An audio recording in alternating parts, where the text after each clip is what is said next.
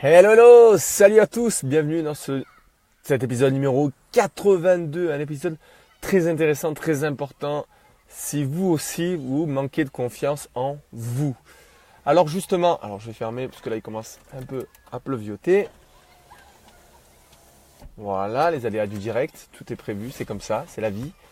Alors, comment réussir dans le football sans avoir confiance en soi? Pour ceux qui ne me connaissent pas encore, je coach à distance des footballeurs professionnels et amateurs ambitieux dans leur progression en préparation mentale, diététique et athlétique.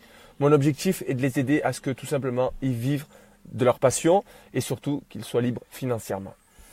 Si du coup vous êtes là pour écouter cet épisode-là, c'est que vous manquez peut-être en vous, enfin du moins vous manquez de confiance en vous.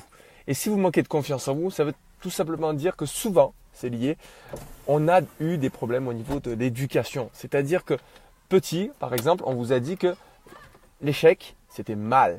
Se tromper, c'était mal. Et ça, tout de suite, ça c'est important de comprendre que non, l'échec, ce n'est pas mal. L'échec, c'est la vie. Et que si vous n'échouez pas, vous ne réussirez pas. Tout est lié. Tout est lié. C'est-à-dire que les échecs vont vous permettre de vous forger un caractère. Les échecs vont vous permettre de grandir. Les échecs vont vous permettre tout simplement de voir autrement votre futur. C'est très important de le comprendre. Pourquoi je dis que c'est sans confiance en soi, on ne peut pas réussir? En gros, parce que c'est sous-entendu dans le thème du jour, dans le titre du jour. Pourquoi vous ne pouvez pas réussir sans confiance en vous? Tout simplement parce qu'un jour, il y aura quelqu'un qui va vous manger. Et quand il va vous manger, vous allez douter. Si vous n'avez pas confiance en vous, vous êtes dead. C'est-à-dire que vous n'allez pas vous remettre en question et travailler plus dur pour essayer de récupérer votre poste ou alors tout faire pour ne pas que quelqu'un vous le prenne. Je rappelle le système, je ne sais pas comment je pourrais l'appeler, mais un jour je l'inventerai. C'est le schéma, comment on appelle ça? Je pourrais appeler ça le schéma tout simplement du football ou de la loi de l'animal du football, peu importe comment on appelle ça. Bref, le truc à comprendre, c'est qu'en fait, les remplaçants sont là pour être numéro 2 et les numéros 2 sont là pour être numéro 1. Mais ce qu'on oublie trop souvent de dire, c'est que le numéro 1 est là pour pas que le numéro 2 lui prenne sa place. Et le numéro 2 est là aussi pour pas que le numéro 3 prenne sa place. Sauf que quand on est numéro 2, c'est beaucoup plus facile de courir après la première place plutôt que de garder la sienne. Parce que normalement, si on est ambitieux, on va vouloir toujours plus, jusqu'à qu'on arrive au sommet, numéro 1, titulaire indiscutable, et qu'on va essayer de tout faire pour garder notre place. Et là, c'est à ce moment-là que ça sera le plus dur. C'est pas aujourd'hui, là où vous êtes en galère dans le monde amateur et tout. C'est pas ça le plus dur. Non, vous allez me dire, ouais, mais non, mais il est fou ce mec, moi je suis dans le monde amateur et tout. Non, c'est pas le moment le plus dur. Les choix sont durs à faire, oui, pour choisir le bon. Mais une fois que vous avez réussi à avoir votre choix, que, entre guillemets, vous n'avez aucun regret sur le choix du club que vous allez prendre l'année prochaine, il va falloir bouger le cul.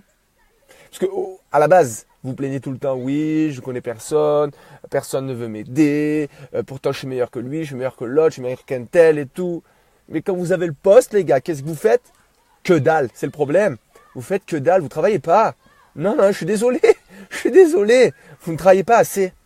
Alors vous allez me dire, non, c'est pas la quantité moi qui m'intéresse, c'est la qualité. C'est ça en fait que vous compreniez un peu dans votre petite caboche, dans votre tête. C'est pas la quantité qui compte. Oui, je m'entraîne 6 fois par semaine à la salle de muscu. Et vous êtes toujours avec une VMA de 12, de 16. Mais les gars, si vous vraiment vous entraînez bien 6 fois par semaine, allez, moi mes sportifs c'est 4 fois, vous me montrez très vite. Hein. Tous les mois, normalement, plus de... Pas les VMA, plus 2. Ou entre guillemets, si vous êtes à 12 ou 16 aujourd'hui, d'ici la fin de l'année, normalement, vous êtes au moins à 21. Au moins. D'accord, c'est important de le comprendre. La qualité avant tout. D'accord, donc si vous n'avez pas confiance en vous, vous ne réussirez pas. Point. C'est pas plus compliqué que ça. Pour avoir confiance en soi, il faut mettre des actions en place. Mais ça ne suffit pas. Il faut avoir des méthodes. Les méthodes, je les ai travaillées hier dans le programme QLFA. Si vous n'y êtes pas, tant pis, c'est dommage. Il fallait vous inscrire il y a un mois. Depuis... Ça, c'était le 3e live qu'on a fait, 3e conférence qu'on a fait. Depuis la première conférence, tout le monde a progressé. Tout le monde, dès la première. C'est pas du blabla. Hein. Ils vous l'expliqueront, ceux qui sont membres de QLFA. Ils vous le diront sûrement en commentaire s'ils écoutent cette vidéo-là.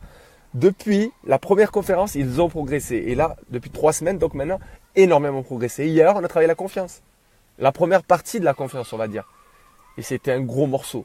Parce que selon les images que vous donnez à la réussite, à l'argent, au bonheur, au changement, vous pouvez échouer très vite. Et ça, c'est le gros problème chez de nombreuses personnes qui se disent que finalement, on ne peut pas vous changer. Si vous ne voulez pas changer, les gars, désabonnez-vous de la page. D'accord? Si vous ne voulez pas avancer, si vous ne voulez pas grandir, désabonnez-vous de la page. Je ne veux pas vous voir sur cette page-là. Moi, je veux que des mecs qui se bougent le cul, qui veulent travailler, qui veulent avancer, qui veulent progresser et qui veulent changer de vie, changer de vie de merde. Oui, aujourd'hui, peut-être que vous avez une vie de merde. Ouais, ok. Et alors, demain sera meilleur si vous bougez le cul et que vous acceptez de changer. Croyez-moi que si vous voulez mettre en place les mêmes choses que vous mettez actuellement, ça ne marchera pas. Parce que ça n'a pas marché depuis 6 ans, ça ne marchera pas dans les 6 ans à venir. Il faut être taré pour pas comprendre ça.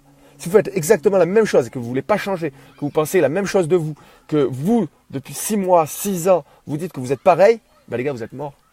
Il faut changer. Il faut changer. C'est important de changer. Et de progresser. Et de se remettre en question pour avancer. Avancer, toujours avancer. Voilà. N'oubliez jamais qu'il faut viser le ciel pour atteindre le haut de l'arbre.